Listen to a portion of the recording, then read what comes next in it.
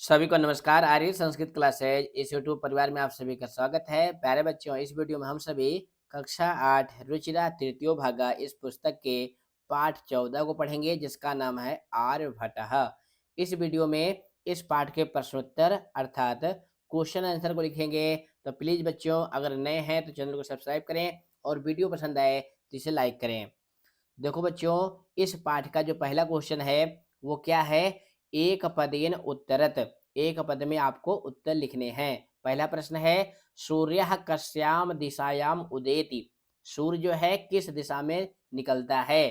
तो पाठ में आया हुआ है पूर्व दिशायाम अर्थात पूरब दिशा में। आर्यभट्टस्य वेधशाला कुत्र आसीत। आर्यभट्ट की वेधशाला कहाँ पर थी? तो इसका उत्तर हो जाएगा पाटिलपुत्रे, पाटिलपुत्र में।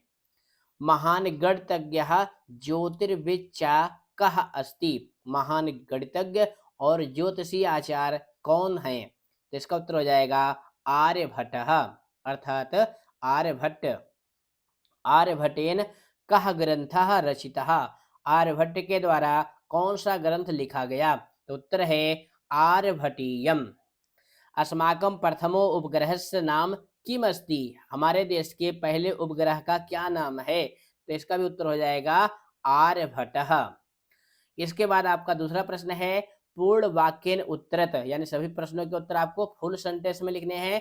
पहला प्रश्न है कः सुस्थापितः सिद्धांतः। अच्छी तरह से स्थापित किया गया सिद्धांत क्या है? तो उत्तर है सूर्यो अचलः। सूर्य स्थिर है। पृथ्वी चाचला और पृथ्वी गतिमान है। या स्वकीय अच्छे घूर्णति, जो अपनी धुरी पर घूमती है। इत सांप्रतम सुस्थापितः सिद्धांतः। ये इस समय अच्छी तरह से स्थापित किया गया सिद्धांत है। अगला प्रश्न है चंद्र ग्रहणम कथम भवति। चंद्र ग्रहण कैसे होता है? ये आपने पाठ पढ़ा हुआ है, नहीं पढ़ा है तो डिस्क्रिप्शन में उसका लिंक हमने दे रखा है, पाठ पढ़ लें। तो चंद्र ग्रहण कैसे होता है? इसका उत्तर है यदा पृथिव्याः छायापातेन। जब पृथ्वी की छाया पड़ने से चंद्रस्य प्रकाशः अवरुध्यते, चंद्रमा का प्रकाश रुक जाता है। तदा चंद्र ग्रहणम भवति, तब जो है चंद्र ग्रहण होता है। सूर्य ग्रहणम कथम दृश्यते।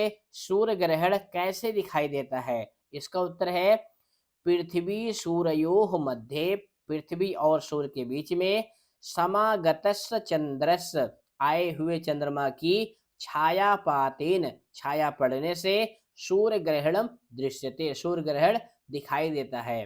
अर्थात पृथ्वी और सूर्य के बीच में जब चंद्रमा आ जाता है तब सूर्य ग्रहण होता है। आर्यभट्टस्य विरोधः किमर्थम अभवत। आर्यभट्ट का विरोध जो है किस लिए हुआ था? तो आपने पाठ में पढ़ा हुआ है कि भारतीय ज्योतिष शास्त्र में आर्यभट्टः, आर्यभट्ट ने नूतनान विचारान प्रस्तुतवान, उन्होंने नए विचार प्रस्तुत किए थे।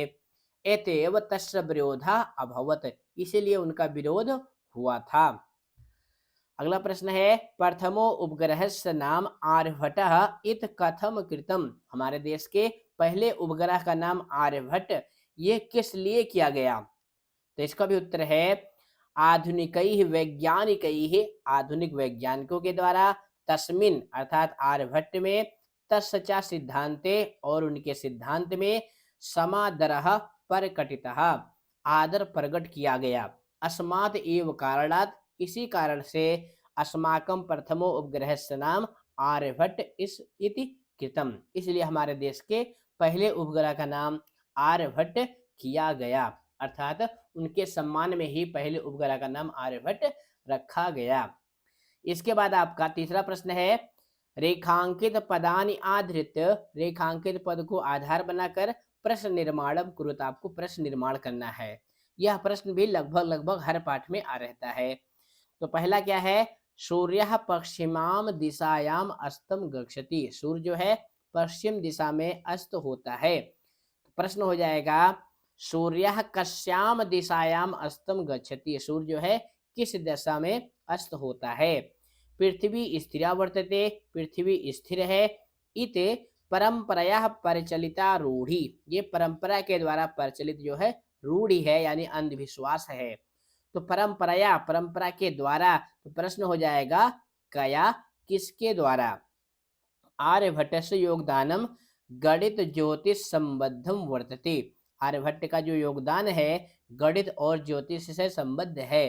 प्रश्न होगा आर्यभट्टस्य योगदानम केन संबद्धम वर्तते। आर्यभट्ट का योगदान किससे संबद्ध है। समाजे नूतन विचाराणाम स्वीकरणे, समाज में नए विचारों को स्वीकार करने में प्रायः सामान्य जनाः काठिन्यम अनुभवन्ति। प्रायः सामान्य लोग कठिनता का अनुभव करते हैं। तो सामान्य जनाः ये प्रथमा का बहुवचन है, पुल्लिंग का शब्द है, तो हो जाएगा के। इसके स्थान पे क्या हो जाएगा, किम शब्द का रूप आ जाएगा के, कि समाज में नए विचारों को स्वीकार करने में कौन कठिनता अनुभव करते हैं। पृथ्वी सूर्यो मध्ये चंद्रस्य छायापातेन सूर्य ग्रहणम भवति। पृथ्वी और सूर्य के बीच में चंद्रमा की छाया से सूर्य ग्रहण होता है। तो पृथ्वी सूर्यो, इसमें क्या है, षष्ठी का द्विवचन है। तो प्रश्न हो जाएगा कयोः मध्ये चंद्रस्य छायापातेन सूर्य ग्रहणम भवति। पृथ्वी सूर्यो, पृथ्वी और सूर्य के बीच में, तो प्रश्न हो जाएगा कयो, किन दोनों के बीच में। इसके बाद आपका चौथा प्रश्न है मंजूषातः पदान चित्वा, मंजूषा से पद चुनकर रिक्त स्थानानि पूरयत, रिक्त स्थान भरिए। प्यारे बच्चों, ये जो बॉक्स में होता है ना, इसी को संस्कृत में मंजूषा कहते हैं। क्या कहते हैं, मंजूषा, जिसको आप इंग्लिश में हेल्पिंग बॉक्स कहते हो। तो इससे पद चुनकर आपको भरने हैं। तो पहला वाक्य क्या है, सूर्य पूर्व दिशायाम उदेति, सूर्य पूर्व दिशा में निकलता है, पश्चिम दिशायाम च गच्छति, और पश्चिम दिशा में जाता है। तो क्या हो जाता है, अस्त हो जाता है। यहाँ पे लिखेंगे अस्तम। सूर्य अचलः पृथ्वी च चलः, ये पाठ में आई हुई लाइन है। स्वकीय अच्छे अच्छे घूर्णति, अपने धुरी पर घूमती है। तो कौन घूमती है, पृथ्वी। इसका उत्तर हो जाएगा पृथ्वी। यदा पृथिव्याः छायापातेन, जब पृथ्वी की छाया पड़ने से चंद्रस्य प्रकाश अवरुध्यते, चंद्रमा का प्रकाश रुकता है, तदा चंद्र ग्रहणम भवति, तब चंद्र ग्रहण होता है। नौकायाम उपविष्टः मानवः, नौका में बैठा हुआ मनुष्य। अब यहाँ पे क्या भरेंगे, नौकाम स्थिराम अनुभवति, नौका को ही स्थिर अनुभव करता है। ये सभी लाइन आपके पाठ की ही हैं। इसके बाद आपका प्रश्न नंबर 5 है। प्यारे बच्चों, ये VIP क्वेश्चन है, क्योंकि संधि आपके पेपर में 4 नंबर की आती है। और आपके सिलेबस में कौन कौन संधि है, गुण संधि है और दीर्घ संधि है। तो ये क्वेश्चन आपके लिए बहुत महत्वपूर्ण है फाइनल टर्म के पेपर की दृष्टि से। तो देखिए क्या करना है, इसमें संधि विच्छेद करना है। ग्रंथो अयम, जिसका विच्छेद हो जाएगा ग्रंथः प्लस अयम, इसमें विसर्ग संधि है। सूर्यः अचलः, तो विच्छेद होगा सूर्य प्लस अचलः। तथैव, तो हो जाएगा तथा प्लस एव। काल अतिगामिनी, इसमें कौन संधि है, दीर्घ संधि है, इसका विच्छेद होगा काल प्लस अतिगामिनी। प्रथमो उपग्रहस्य, ये उदाहरण बहुत पूछा जाता है, इसका विच्छेद होगा प्रथम प्लस उपग्रहस्य। इसके बाद आपका प्रश्न नंबर 6 का आ है, अधोलिखित पदानाम, नीचे लिखे हुए पदों का विपरीत अर्थक पदान लिखत। विपरीत अर्थक का मतलब क्या होता है, अपोजिट वर्ड, यानी विलोम शब्द आपको लिखना है। तो उदयः, उदय माने होता है उदय होना, तो इसका विलोम हो जाएगा अस्तः, अस्त होना। अचलः स्थिर, तो हो जाएगा चलः, यानी गतिमान। अंधकारा अंधेरा, तो हो जाएगा प्रकाशः, प्रकाश। स्थिरः स्थिर, तो हो जाएगा गतिशीलः, गतिशील। समादरः आदर प्रकट करना, निरादरः निरादर करना। आकाशस्य, प्यारे बच्चों, आकाश का पर्यायवाची क्या होता है, पाताल। अब यहाँ पे देखो आकाशस्य में षष्ठी है, तो इसका भी उत्तर हो जाएगा पातालस्य। इसके बाद छठे का बड़ा आखंड है, अधोलिखित पदानाम समानार्थक पदानि पाठात् चित्वा लिखत। नीचे लिखे हुए पदों का समानार्थक यानी पर्यायवाची शब्द पाठ से चुनकर आपको लिखना है। संसारे, तो इसका पर्याय हो जाएगा लोके, दोनों का अर्थ होता है संसार में। इदानीम, इसका पर्याय होगा सांप्रतम, और दोनों का अर्थ होता है अब। वसुंधरा माने क्या होता है, पृथ्वी।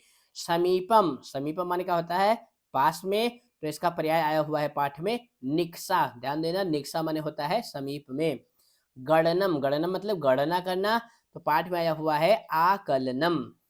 राक्षसो, तो इसका आया हुआ है पाठ में दानवो, अर्थात दो राक्षस। इसके बाद 7वां प्रश्न है आपका, अधोलिखितानि पदानि आधृत वाक्यानि रचयत। नीचे लिखे हुए पदों को आधार बनाइए और वाक्य की रचना करिए, यानी इनको लेकर आपको वाक्य बनाने हैं। पहला पद क्या है, सांप्रतम। सांप्रतम माने होता है अब, तो वाक्य हो जाएगा सांप्रतम छात्राः खेलन्ति, अब बच्चे खेल रहे हैं। निक्सा, निक्सा माने होता है समीप में, तो वाक्य हो जाएगा ग्रामम निक्सा नदी अस्ति, गांव के समीप में नदी है। यहाँ पे ध्यान क्या देना है कि निक्सा के योग में द्वितीया विभक्ति होती है। परितः, परितः माने होता है चारों ओर, तो इसका वाक्य हो जाएगा विद्यालयम परितः भवनानि सन्ति, विद्यालय के चारों ओर घर बने हुए हैं। उपविष्टः, उपविष्टः माने होता है बैठा हुआ, तो इसका वाक्य हो जाएगा दोलायाम उपविष्टः बालकः हसति, दोलायाम मतलब झूले पर बैठा हुआ बालक हंस रहा है। कर्म भूमि, तो वाक्य हो जाएगा भारत देशः अस्माकं कर्म भूमि अस्ति, भारत देश हम सबकी कर्म भूमि है। वैज्ञानिकः अर्थात साइंटिस्ट, तो वाक्य हो जाएगा आर्यभट्टः भारतस्य प्राचीनः वैज्ञानिकः आसीत्, आर्यभट्ट भारत के प्राचीन वैज्ञानिक थे। इस तरह से हमारा क्वेश्चन आंसर पूरा हुआ। प्लीज बच्चों, नए हैं तो चैनल को सब्सक्राइब करें। फिर मिलेंगे मॉडल पेपर में। धन्यवाद।